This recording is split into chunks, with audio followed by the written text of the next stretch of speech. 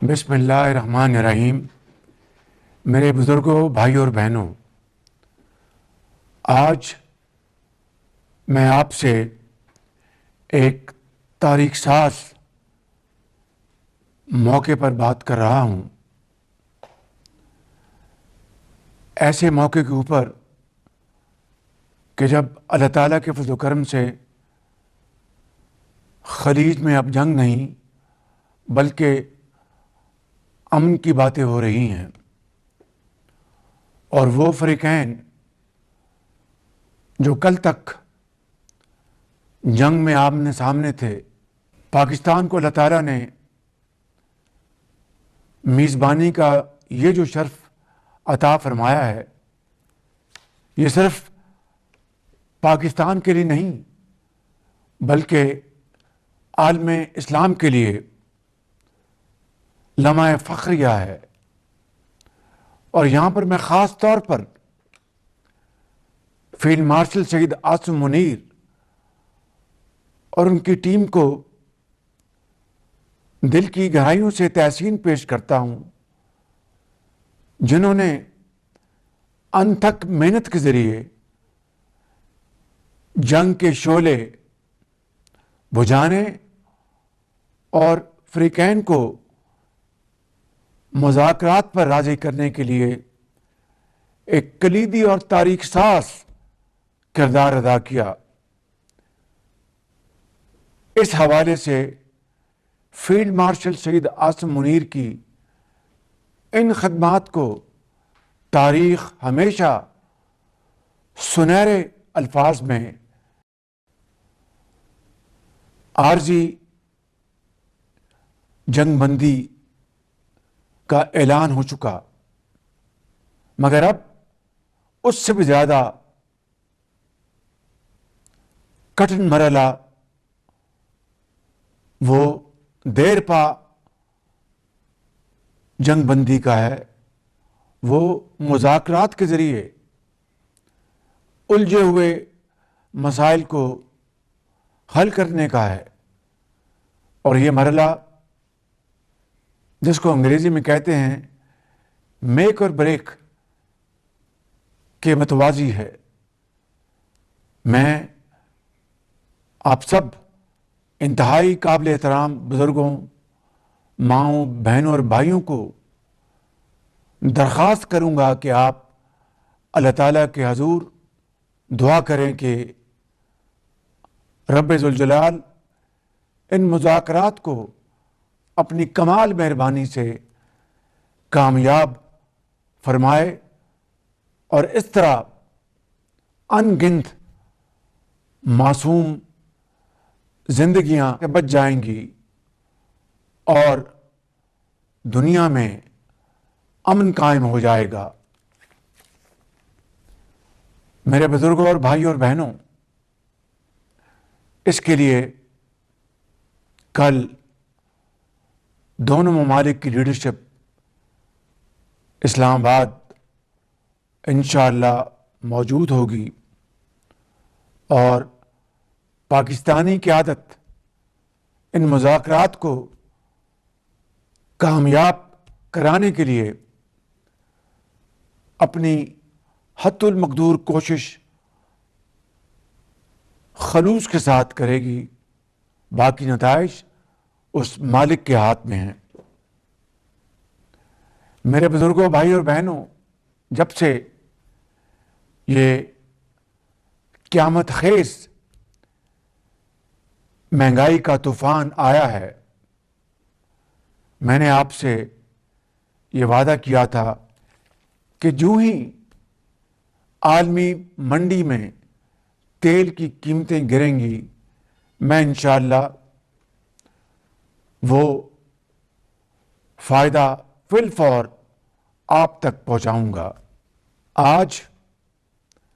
عالمی منڈی میں تیل کی قیمتوں میں کچھ کمی ہوئی ہے، اور مجھے یہ مشورہ دیا گیا کہ پچھلے چند ہفتوں میں آپ تک اس قیامت خیز مہنگائی کو روکنے کے لیے جو حکومت پاکستان نے اپنے وسائل سے 129 ارب روپے خرچ کیے تھے، ان اخراجات کو کم کرنے کے لیے اب جو تیل کی قیمتوں میں کچھ کمی واقع ہوئی ہے، اس کا کچھ حصہ آپ کو پہنچایا جائے اور کچھ حصہ روک کر 129 ارب روپے کے اخراجات میں کمی لانے کے لیے استعمال کیا جائے۔ میرے بزرگوں، بھائی اور بہنوں، میں نے ایک لمحے کی تاخیر کے بغیر یہ تجویز مسترد کر دی ہے، اس لیے کہ جب قیمتیں آسمان سے باتیں کر رہی تھیں اور مہنگائی کا بوجھ آپ کے سر آنن فانن آ پڑا، میں نے اس بات کا خود مشاہدہ کیا کہ آپ نے کتنے صبر، تحمل اور برداشت کے ساتھ وہ مہنگائی کا بوجھ برداشت کیا، اور آج جب قیمتوں میں کچھ کمی واقع ہوئی ہے تو میں اس کو اپنی اخلاقی سیاسی ذمہ داری سمجھتا ہوں کہ اس کمی کا ایک ایک روپیہ آپ کے قدموں میں نچھاور کیا جائے۔ اس کے علاوہ میرے بزرگوں، بھائی اور بہنوں، آج کے اعلان کے حوالے سے جہاں پر تیل کی قیمتوں میں کچھ کمی واقع ہوئی، وہیں ہماری حکومت نے دیگر ذرائع سے کچھ وسائل جمع کر کے اور مالیاتی نظم و ضبط کے ذریعے اس میں اپنا بھرپور حصہ ڈالا ہے، کیونکہ گندم کی کٹائی شروع ہو چکی ہے اور اس مرحلے پر اپنے محنتی کسان کے لیے لاگت کم کرنا انتہائی ضروری ہے۔ اگر یہ نہ ہوا تو نہ صرف کسان کی محنت ضائع ہو جائے گی، بلکہ عام شہری کے گھر میں کھانے پینے کی اشیاء بھی مہنگی ہو جائیں گی۔ لہذا ڈیزل کی قیمت میں فی الفور 135 روپے فی لیٹر کی کمی کا اعلان کرتا ہوں۔ ڈیزل کی قیمت جو اس وقت 520 روپے فی لیٹر ہے، وہ آج رات 12 بجے کم ہو کر 385 روپے فی لیٹر آپ کو ڈیزل مہیا ہوگا، جس سے نہ صرف زرعی شعبے میں آسانی پیدا ہوگی، وہاں پر عام آدمی کے لیے پبلک ٹرانسپورٹ کے اخراجات میں بھی خاطر خواہ کمی آئے گی۔ اسی طریقے سے پیٹرول کی قیمت، جس میں نے پچھلے ہفتے 80 روپے فی لیٹر کمی کا اعلان کیا تھا، اس میں آج مزید 12 روپے کمی کا اعلان کر رہا ہوں، اور اس طرح پیٹرول کی قیمت آج رات 12 بجے 378 روپے سے کم ہو کے 366 روپے فی لیٹر ہو جائے گی۔ میرے بزرگوں، بھائی اور بہنوں، اس کے ساتھ ساتھ پچھلے جمعے کو میں نے جو چاروں صوبوں کے عوام کے لیے، عام آدمی کے لیے اور گلگت بلتستان اور آزاد کشمیر کے بھائیوں اور بہنوں کے لیے صوبائی حکومتوں کے مشورے اور ان کے بھرپور تعاون کے ساتھ جو ٹارگیٹڈ سبسڈی، یعنی جو حقدار لوگ ہیں، جو سفید پوش ہیں، کسی کے آگے ہاتھ نہیں پھیلاتے مگر شبانہ روز محنت کر کے وہ بڑی مشکل سے زندگی بسر کرتے ہیں، ان کے لیے چاروں صوبوں کے وزرائے اعلیٰ کی بھرپور تعاون کے ساتھ جو ہم نے سبسڈی کا اعلان کیا تھا، چاہے وہ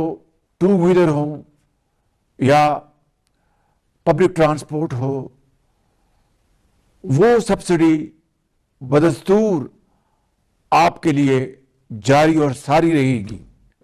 میرے بزرگوں، بھائی اور بہنوں، ہماری حکومت نے صوبائی حکومتوں کے ساتھ مل کر مشکل ترین حالات میں آپ کو کبھی تنہا نہیں چھوڑا۔ جب عالمی منڈیوں میں قیمتیں بے قابو ہو چکی تھیں اور ہر طرف مشکلات کا طوفان امڑ آیا تھا، اس وقت بھی میری پہلی ترجیح آپ تھے۔ آپ کی معاشی زندگی کی آسانی، آپ کے گھر کا چولہا اور آپ کے بچوں کے مستقبل سے بڑھ کر مجھے کوئی چیز عزیز نہ تھی اور نہ ہی اب ہے۔ میرے بزرگوں، بھائی اور بہنوں، قومیں صرف حکومتی فیصلوں سے نہیں بلکہ عوام کے، آپ کے نظم و ضبط، مسلسل محنت، اتحاد اور ایثار کے اجتماعی جذبے سے قومیں ترقی کرتی ہیں۔ لہذا ہم سب یکسو ہو کر صبر، محنت اور دیانت کے ساتھ اللہ تعالیٰ کو گواہ بنا کر اگر آگے بڑھیں گے، شبانہ روز محنت کریں گے، خون پسینہ بہائیں گے، تو انشاءاللہ دنیا کی کوئی طاقت ہمیں اپنا عظیم مقام حاصل کرنے سے نہیں روک سکتی۔ اور اس خدائے بزرگ و برتر کو منظور ہوا تو ہم ایک باوقار، ایک مضبوط اور ترقی کی طرف تیزی سے منازل طے کرتا ہوا پاکستان انشاءاللہ آنے والی نسلوں کے حوالے کریں گے۔ انشاءاللہ۔ پاکستان پائندہ باد۔